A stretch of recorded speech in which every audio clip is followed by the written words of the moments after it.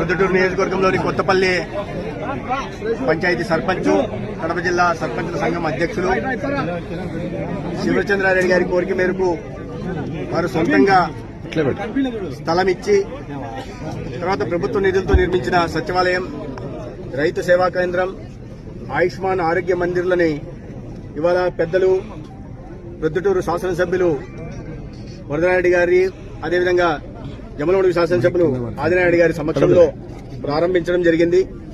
తద్వారా కొత్తపల్లి అదేవిధంగా పక్కనుంటున్న వడూరు ఇతర పంచాయతీలకి సౌలభ్యంగా ఉంటుంది. రైతులకు రైతు సేవా కేంద్రం ద్వారా, అదేవిధంగా ఆయుష్మాన్ ఆరోగ్య మందిర్ ద్వారా కూడా ఒక నాణ్యమైన వైద్య సేవలు అందుబాటులోకి గ్రామంలోకి వస్తున్నాయి.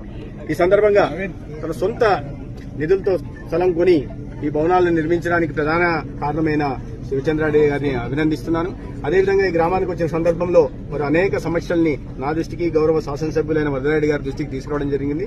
మడూరు కాలువ ఒకప్పుడు పంట కాలువగా ఉంటున్న ప్రభుత్వం నిర్లక్ష్యం కారణంగా అది మురికి కాలువగా మారింది, దుర్గంధ భూయిష్టంగా ఉంటుంది. దాని ద్వారా అనేక రకాలైన ఆరోగ్య సమస్యలు ఈ ప్రాంతం వాసులకు వస్తున్నాయని చెప్పడం జరిగింది. దానికి తగిన పరిష్కారం కనిపెట్టడం కోసం ఎస్టీపీ చేయడానికి అవకాశం ఉందా, ఇతరత్ర వీటి గురించి కలెక్టర్ గారికి కూడా కోరడం జరిగింది.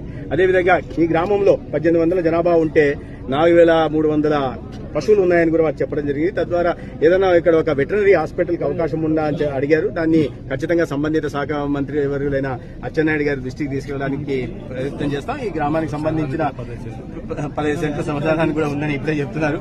వీటికి సంబంధించిన పరిష్కారానికి కూడా ప్రయత్నం చేయడం. ఈ ధర్మంగా వారు నేను ప్రొద్దుటూరు వాసి కావడంతో ప్రొద్దుటూరులో పుట్టి పెరగడం వల్ల ఈ ప్రాంతవాసిని కాబట్టి ఈ గ్రామాన్ని దత్తత తీసుకోమని వారు నన్ను కోరడం జరిగింది. ఈ దత్తత ఇవన్నీ మాటలు చెప్పి వెళ్ళిపోవడం కాదు, కానీ ఈ గ్రామానికి ప్రొద్దుటూరు నియోజకవర్గానికి సంబంధించిన లేదా ఈ గ్రామానికి సంబంధించిన సమస్యలు ఏమన్నా ఉంటే వారి పెద్దలు గౌరవనీయులు వరదరారెడ్డి గారి సహకారంతో పరిష్కారం చేయడానికి నేను కూడా నా వంతు భక్తిగా ప్రయత్నం చేస్తానని సందర్భంగా తెలియజేస్తున్నా.